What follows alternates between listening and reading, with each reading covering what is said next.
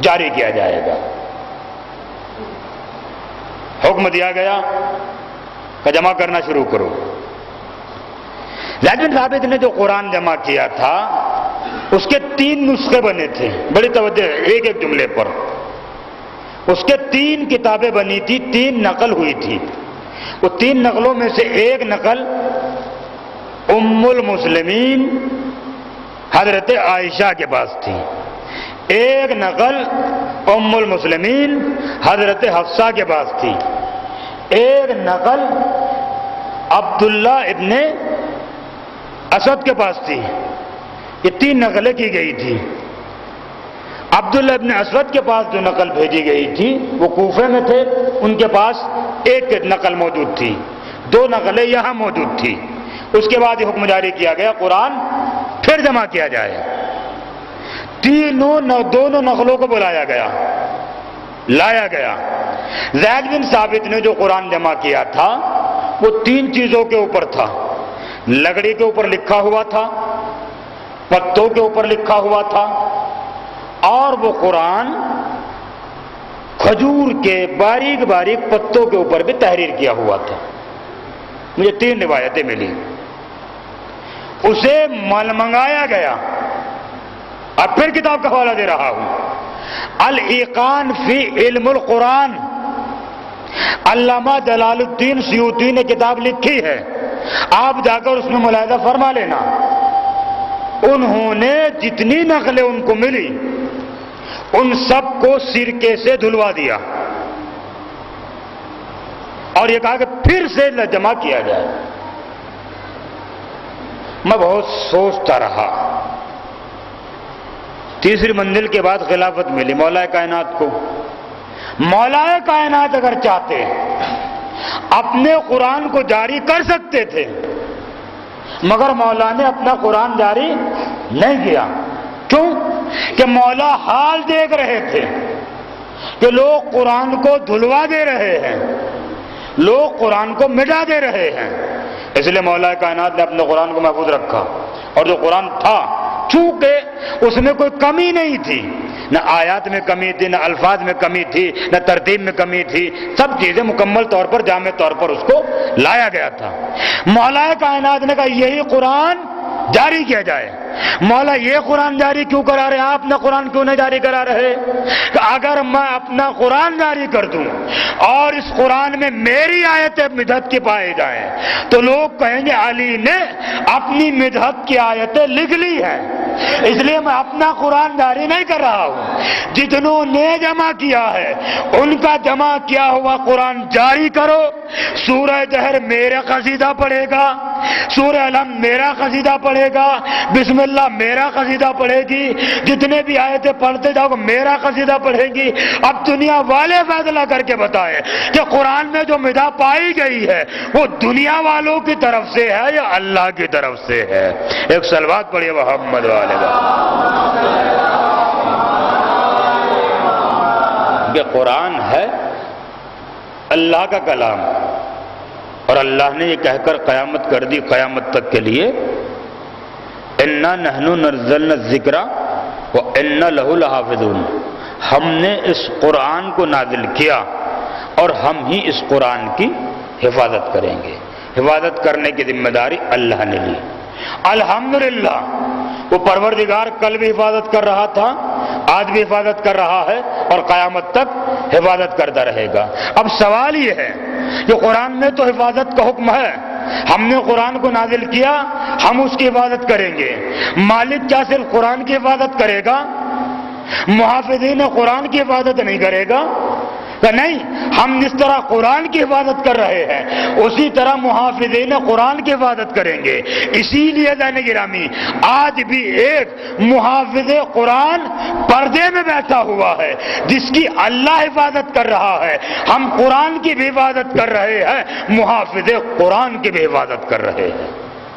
کوئی اور طاقت نہیں ہے، اللہ کی طاقت ہے تو شریعہ قرآن کی حفاظت کر رہا ہے، اور وہ امام پردہ غائب میں بیٹھ کر قرآن کی حفاظت کر رہا ہے، دین کی حفاظت کر رہا ہے، شریعت کی حفاظت کر رہا ہے، اور اپنی فریضہ ہدایت کو انجام دے رہا ہے۔ بس عزیزو، آج انشاءاللہ چونکہ دعوت میں ختم ہو رہا ہے اور اس کے بعد مجالسوں کا سلسلہ ہے، آج میں اس گفتگو کو یہیں روک رہا ہوں۔ انشاءاللہ کل یہیں سے ہماری گفتگو مزید آگے بڑھے گی، اپنے ذہنوں میں محفوظ رکھیے۔ بس وارث دین کی بھی حفاظت اللہ کر رہا ہے، اپنے قرآن کی بھی حفاظت اللہ کر رہا ہے۔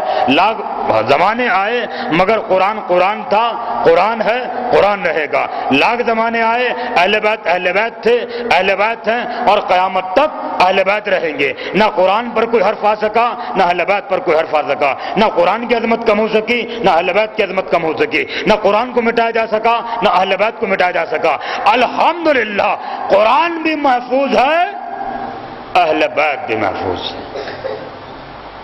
آج یہ وارث دین جو پردے میں بیٹھا ہوا ہے، اسی وارث دین کو پرسا دیا جاتا ہے کربلا والوں کو۔ کیوں؟ گھر میں جس کی میت ہوتی ہے، مرنے والے کا پرسا اس کے وارثوں کو دیا جاتا ہے۔ وارث موجود ہے جو پردے میں پرسا لے رہا ہے۔ وہ وارث مجھے کہتا ہے، اے میرے جد اعلیٰ، میں آپ کے غم میں آج بھی خون کے آنسو رو رہا ہوں۔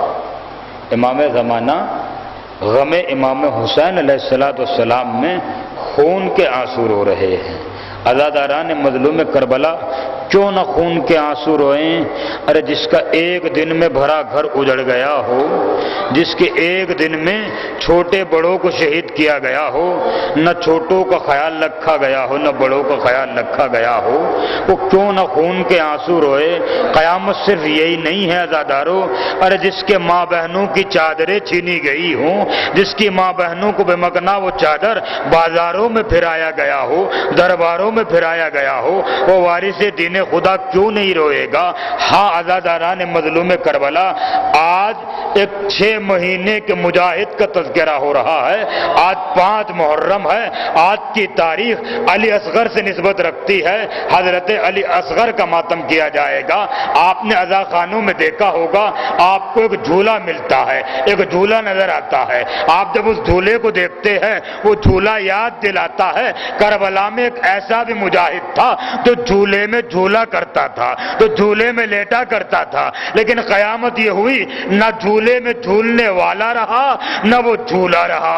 جھولے میں جھولنے والا کربلا میں سلا دیا گیا، اور جو جھولا تھا اسے شام میں جلا دیا گیا، اس شام میں جلایا گیا جسے شام غریبہ کہتے ہیں۔ جھولا بھی مٹا دیا گیا، جھولے والا بھی مٹا دیا گیا۔ تو اے عزاداران مظلوم کربلا، اس ننھے سے مجاہد کی خطا کیا تھی؟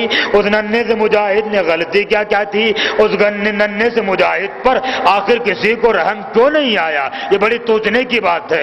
اسی لیے جب امام حسین اپنے ہاتھوں پر لے کر فوج شام کے سامنے آئے، فوج شام کے سامنے لا کر کہتے ہیں، اے فوج شام، اگر تمہاری نگاہوں میں میں خطاوار ہوں، اس بچے نے تو کوئی خطا نہیں کی، اس کی ماں کا دودھ خشک ہو گیا ہے، اسے تھوڑا سا پانی پلا دو، تمہارے پانی میں کوئی کمی نہیں آ جائے گی۔ عزاداروں کوئی جواب نہیں آیا۔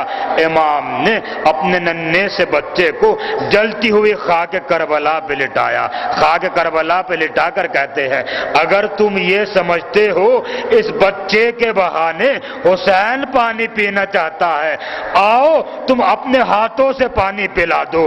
عزاداروں کوئی جواب نہیں آیا۔ حسین آگے بڑھے، اپنے لال کو جلتی ہوئی خاک کربلا سے اٹھایا، پیشانی کو چوم کر کہتے ہیں، بیٹا علی اصغر، آپ حجت خدا کے بیٹے ہیں، اے میرے لال آپ حجت تمام کرو۔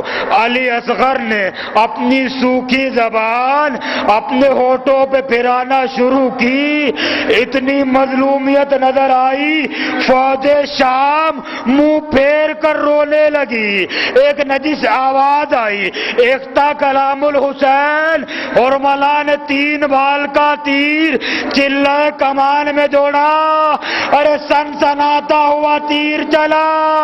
حسین نے فرمایا، بیٹا علی اصغر تیر آ رہا ہے۔ علی اصغر ہم کے تیر ننھے سے گلے پہ لگا، علی اصغر کے گلے پر تیر کا لگنا تھا، علی اصغر حسین کے ہاتھوں پر ادرکم اللہ ادرکم الحسین۔ عزاداران مظلوم کربلا، حسین نے اپنے بچے کے چھدے ہوئے گلے کو دیکھا، سوکھے گلے سے چند قطرے خون کے نکلے، حسین نے اپنے چلو میں لیا، چاہا کہ آسمان کی طرف پھینک دے، آسمان سے آواز آئی، اے مولا حسین، اس خون ناحق کا ایک قطرہ بھی اگر آسمان پر آ گیا، قیامت تک ایک دانہ پانی کا نہیں برسے گا۔ عزاداران مظلوم کربلا چاہا زمین پر پھینک دے، زمین نے بھی انکار کیا۔ حسین نے چلو خون کو دیکھا، یہ کہہ کر اپنے چہرے پر ملا، انکار آسماں کو ہے، راضی زمین نہیں، اصغر تمہارے خون کا ٹھکانہ کہیں نہیں۔ اپنے چہرے پر علی اصغر کا خون ملا، ننھی سی میت کو لیا، ابا کا داون ڈالا، بس ایک جملہ اور آپ کے زحمت تمام۔ عزاداران مظلوم کربلا ایک بار خیموں کی طرف چلے، خیمے کے قریب آئے، مگر خیال آیا ماں کیسے دیکھے گی، بس یہی روایت کے جملے ہیں۔ حسین اتنا بے قرار کسی کے جنازے کے وقت نہیں ہوئے جتنا ننھے سے علی اصغر کے وقت ہوئے ہیں۔ کبھی آگے بڑھتے تھے، کبھی پیچھے ہٹتے تھے، کبھی آگے بڑھتے تھے، کبھی پیچھے ہٹتے تھے، اور یہ کہتے جاتے تھے انا للہ وَإِنَّا إِلَيْهِ رَاجِعُونَ رَضًا بِقَضَائِهِ تسلیما لِأَمْرِهِ۔ خیمے کے دروازے پر گئے، آواز دے کے کہا رباب تیرا علی اصغر آ گیا۔ ماں آئی، ڈلی ہوئی گردن دیکھی، چھدا ہوا گلا دیکھا، ہائے میرے لال علی اصغر، تجھ پر کسی کو رحم نہیں آیا، ہائے حسین ہائے۔ الا لعنت اللہ علی الظالمین وسيعلم الذين ظلموا أيّ منقلب ينقلبون۔ پروردگار اس شکر کو شرف قبولیت عطا فرما، حاضرین مجلس سبانی مجلس کے دین مقاصد کو پورے فرما، جہاں جہاں بشان علی رہت بستان کی جان مال عزت آبرو کی حفاظت فرما، امام زمانہ کے ظہور میں تعدیل فرما، ہم ان کے انصار میں شمار فرما۔ ماتم حسین۔